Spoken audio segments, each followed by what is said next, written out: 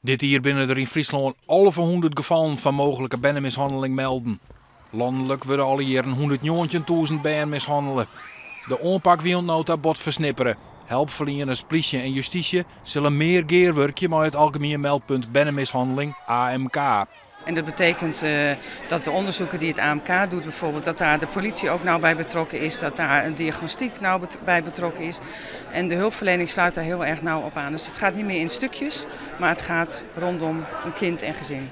Een van de slachtoffers hier onjong dat er kwalijk met hem praten is. Dat zal nou meer gebeuren. Wat hij ook heel duidelijk aangaf is van hulpverleners, mensen die bij ons betrokken zijn, politie, wie dan ook maar, praat in normaal Nederlands, kindertaal met elkaar. Dan begrijpen we het beter. En vertel ook vooral aan elkaar wat jullie weten. Want anders moet ik steeds, en ook mijn ouders steeds weer het verhaal vertellen. Inzichten binnen tussen bot verbeteren. We denken heel vaak bij kindermishandeling aan lichamelijke mishandeling, aan blauwe plekken en al dat soort uitingen. Maar ook het verwaarlozen van kinderen is ook een vorm van mishandeling. Dus bijvoorbeeld als een kind achter elkaar vaak slecht gekleed, niet verzorgd, geen eten gehad als het op school komt. Dat zijn ook vormen die belangrijk zijn om te signaleren. Daar hebben wij met elkaar ook een maatschappelijke verantwoordelijkheid in.